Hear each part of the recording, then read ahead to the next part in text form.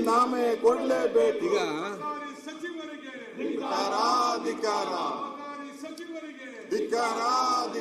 ಈಗ ಒಂದ್ ಸೆಕೆಂಡ್ ಮಾನ್ಯ ಅಧ್ಯಕ್ಷರೇ, ಒಂದ್ ಸೆಕೆಂಡ್. ಈಗ ತಮ್ಗೆಲ್ಲರೂ ಕೂಡ ಗೊತ್ತಿದೆ, ರಾಜ್ಯಪಾಲರು ಭಾಷಣ ಕೊಟ್ಟಿದ್ದಾರೆ. ಕೇಳಿಸ್ತಾ ಇಲ್ಲ. ರಾಜ್ಯಪಾಲರು ರಾಜ್ಯಪಾಲ ಭಾಷಣಕ್ಕೆ ಒಂದೇ ನಿರ್ಣಯಕ್ಕೆ ಸಂಬಂಧಪಟ್ಟಾಗೆ ಪೊನ್ನಣ್ಣವ್ರದ್ದು ಮಾತಾಡ್ತಾ ಇದ್ದಾರೆ. ಈಗ ರಾಜ್ಯಪಾಲರ ಭಾಷಣಕ್ಕೆ ಒಂದು ನಿರ್ಣಯ ಮಾಡುವಾಗ ಪೊನ್ನಣ್ಣವ್ರಿಗೆ ತಾವು ಇವತ್ತು ಮಾತಾಡಲಿಕ್ಕೆ ಅವಕಾಶ ಕೊಟ್ಟದಿದ್ರೆ ಇದು ನಾವು ರಾಜ್ಯಪಾಲರಿಗೆ ನಾವು ಅವಮಾನ ಮಾಡಿದ ಪರಿಸ್ಥಿತಿ. ಅವರ ಮಾತಿಗೆ ನಿಲ್ಲಪ್ಪ, ಏನಿದೆ ಎಲ್ಲ ನೀವಾಗೆ ಮಾಡ್ತೀರಾ? ನೀವು ಹಾಗೆ ಮಾಡುದಾ?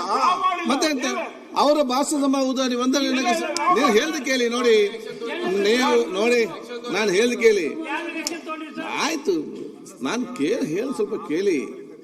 ಒಂದ್ ಸೆಕೆಂಡ್, ಗೊತ್ತಾಯ್ತಾ? ಇಲ್ಲ, ಗವರ್ನರ್ ಬೇರೆ ನನ್ನ ಸರ್ಕಾರ ಅಂತ ಹೇಳಿ ಅವ್ರು ಹೇಳಲಿಕ್ಕೆ ಕರಪ್ಷನ್ ಮಂತ್ರಿಗಳು ಇರಬಾರ್ದು, ಇಂಥ ಕರಪ್ಷನ್ ಮಂತ್ರಿಗಳು ಇರಬಾರ್ದು. ಆಯ್ತು, ಒಂದ್ ಸೆಕೆಂಡ್ ಅವ್ರು ಸ್ಟಾರ್ಟ್ ಮಾಡಿದ್ದಾರೆ. ಈಗ ನಾವು ಕೂಡ ನಿಮ್ಗೆ ಏನು ಅವ್ರು ಕೂಡ ಚರ್ಚೆಗಳಿದ್ರೆ ನೀವು ಕೂಡ ಚರ್ಚೆಗೆ ಮಾಹಿತಿ ನೀಡಿದ್ರಿ.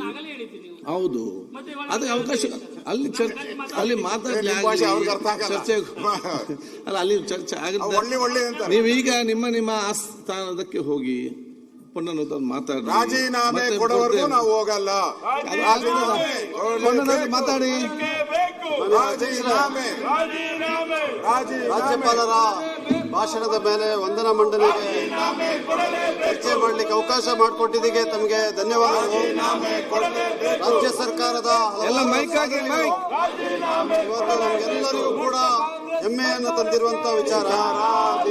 ಅದು ಅಭಿವೃದ್ಧಿಯಲ್ಲಿರ್ಬೋದು, ಸಾಮಾಜಿಕ ನ್ಯಾಯವನ್ನು ಎತ್ತಿಡಿಯೋದರ ಪರ ರಾಜ್ಯ ಸರ್ಕಾರ ತಂದಿರುವಂತಹ 2.5 ಕೋಟಿ ಲೈಸೆನ್ಸ್ 2.5 ಕೋಟಿ ಕಾರ್ಯಕ್ರಮಗಳಿರ್ಬೋದು, ಎಲ್ಲವೂ ಕೂಡ ಇವತ್ತು ರಾಜ್ಯವನ್ನ ಅಭಿವೃದ್ಧಿಯ ಪರ ಕರೆದೊಯ್ತಾ ಇದೆ ಅಂತ ಹೇಳುವಂತ ಮಾತನ್ನ ಹೇಳಲಿಕ್ಕೆ ಬಯಸ್ತಾ ಇದ್ದೀನಿ. ನಾವು ಇವತ್ತು ಆರ್ಥಿಕವಾದಂತಹ ಶಿಸ್ತನ್ನು ಕಾಪಾಡಿ ಡೆಲ್ಲಿಗೆ ಅಂದ್ರೆ ಅಸ್ಸಾಂಗೆ ಅಂತ ಹೇಳಿ ಎಲ್ಲಾ ರೀತಿಯಾದಂತಹ ಪ್ರಾದೇಶಿಕ ನ್ಯಾಯವನ್ನ ಕೊಟ್ಟು ಕೇಂದ್ರಿತವಾದಂತಹ ಆಡಳಿತವನ್ನ ರಾಜ್ಯ ಸರ್ಕಾರ ಕೊಟ್ಟಿದೆ.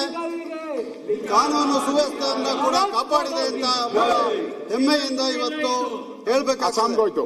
ಮಾನ್ಯ ರಾಜ್ಯಪಾಲರು ಈ ಭಾಷಣವನ್ನ ಓದಿ ಈ ಜಂಟಿ ಅಧಿವೇಶನದಲ್ಲಿ ಅವಕಾಶವನ್ನ ಮಾಡಿಕೊಡ್ಬೇಕಾಗಿತ್ತು. ಇವತ್ತು ರಾಜ್ಯಪಾಲ ಸಂವಿಧಾನದ ಅಡಿಯಲ್ಲಿ ಅವರ ಕರ್ತವ್ಯಗಳಲ್ಲಿ ಅವಶ್ಯಕವಾದಂತಹ ಚರ್ಚೆ. ಮಾನ್ಯ ಅಧ್ಯಕ್ಷರೇ, ರಾಜ್ಯಪಾಲರ ಹುದ್ದೆಯನ್ನ ಸೃಷ್ಟಿ ಮಾಡುವಂತಹ ಚರ್ಚೆ ಕಾನ್ಸ್ಟಿಟ್ಯೂಂಟ್ ಅಸೆಂಬ್ಲಿ ನೋಡಿದ್ರೆ ರಾಜ್ಯಪಾಲರು ಯಾವ ರೀತಿ ನಡ್ಕೋಬೇಕು ಅಂತ ಹೇಳೋದು ಸ್ಪಷ್ಟವಾಗಿ ಅರ್ಥ ಮಾಡ್ಕೊಳ್ಳಕ್ಕೆ ಸಾಧ್ಯ ಆಗ್ತದೆ. ಇಲ್ಲಾಂದ್ರೆ ಸಾಧ್ಯನೇ ಇಲ್ಲ. ಬಾಬಾ ಸಾಹೇಬ್ ಅಂಬೇಡ್ಕರ್ ಅವರು ಕಾನ್ಸ್ಟಿಟ್ಯೂಂಟ್ ಅಸೆಂಬ್ಲಿ ಚರ್ಚೆ ನಡೆಸ್ತಾರೆ.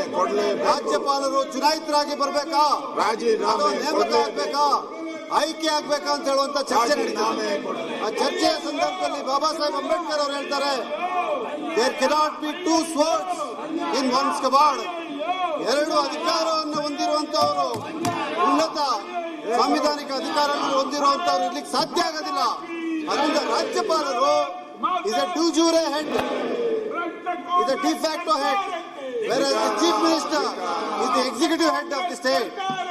Therefore, the governor must act purely on the aid and advice of the council of ministers. ಬಹಳ ಸ್ಪಷ್ಟವಾಗಿ ಉಲ್ಲೇಖ ಮಾಡಿ ಎಲ್ಲಿ ಅವರಿಗೆ ಅವರ ವಿವೇಚನವನ್ನು ಬಳಸಬಹುದು ಅದು ಕೂಡ ಸಂವಿಧಾನದಲ್ಲೇ ಕೊಟ್ಟಿರಬೇಕು ಅಂತ ಹೇಳುವಂತದ್ದನ್ನ ಉಲ್ಲೇಖ ಮಾಡಿರ್ತಾರೆ.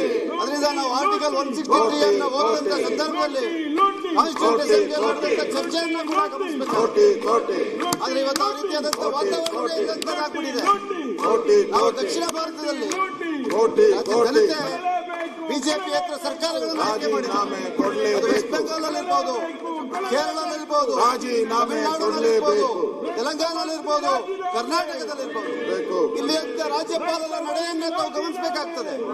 ಕಳೆದ 3 ವರ್ಷದಿಂದ ತಮಿಳುನಾಡಿನಲ್ಲಿ ರಾಜ್ಯಪಾಲರು ಭಾಷಣ ಕೊಡ್ಲೇಬೇಕು ಇದೇ ರೀತಿಯಾದಂತಹ ವರ್ತನೆಯನ್ನ ಕೊಡ್ಲೇಬೇಕು ವೆಸ್ಟ್ ಬೆಂಗಾಲ್ ಮಾಡಿದ್ದಾರೆ.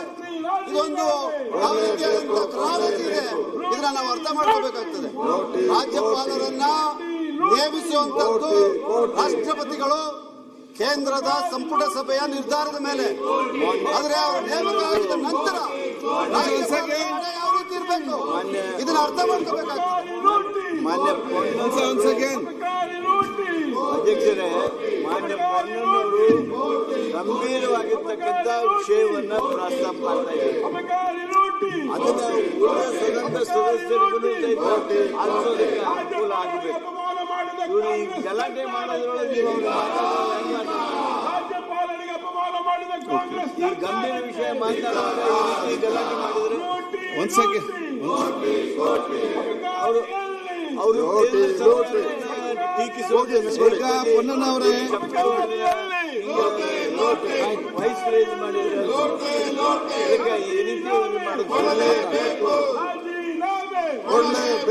ಒಂದ್ ಸೆಕೆಂಡ್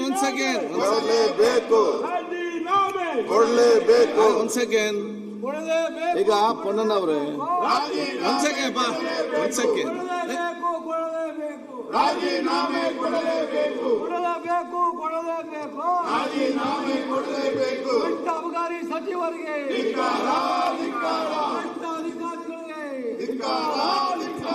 ಭ್ರಷ್ಟ ಅಬಕಾರಿ ಸಚಿವರಿಗೆ ಅಧ್ಯಕ್ಷರೇ, ಕಂತೆ ಕೇಳಿದ ಭ್ರಷ್ಟ ಅಧಿಕಾರಿಗಳಿಗೆ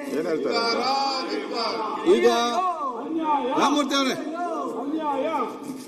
ಈಗ ಪೊನ್ನಣ್ಣವ್ರೆ ನೀವು ಮಾತಾಡ್ ಕೇಳಿದ್ರೆ ಬಹಳ ಚೆನ್ನಾಗಿತ್ತು, ಮಾತಾಡ್ತಿದ್ದೀರಿ ಎಲ್ಲರಿಗೂ ಕೂಡ. ಅದಕ್ಕೆ ಅಲ್ಲ ಈಗ ಪ್ರಾಬ್ಲಮ್. ಈಗ ಆದ ಕಾರಣ ಸಬ್ಜೆಕ್ಟ್ ಚೆನ್ನಾಗಿದೆ, ಅದು ನಮಗೂ ಏನಿದೆ ಅಂತೇಳಿ ಎಲ್ಲರಿಗೂ ಕೂಡ ಕೇಳಬೇಕೆಂಬ ಇಚ್ಛೆ ಇದೆ. ಅದು ಇವತ್ತಿನೊಂದು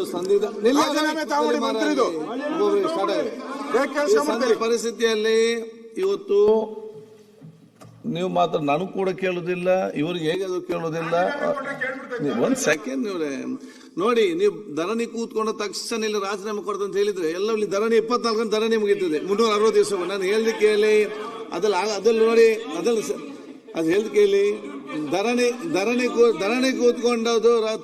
ಧರಣಿ ಕೂತ್ಕೊಂಡು ರಾಜೀನಾಮೆ ಪಡೆದ ಇತಿಹಾಸದಲ್ಲಿ ಎಲ್ಲಿಯೂ ಕೂಡ ಇಲ್ಲ. ಹಿಸ್ಟ್ರಿಯಲ್ಲಿ ಧರಣಿ ಕೂತ್ಕೊಂಡು ರಾಜೀನಾಮೆ ಪಡೆದದ್ದು ಇತಿಹಾಸದಲ್ಲಿ ಎಲ್ಲಿಯೂ ಕೂಡ ಇಲ್ಲ. ಅದಕ್ಕೆ ಹೇಳ್ದು ಕೇಳಿ, ಕನ್ಫ್ಯೂಸ್ ಬೇಡ.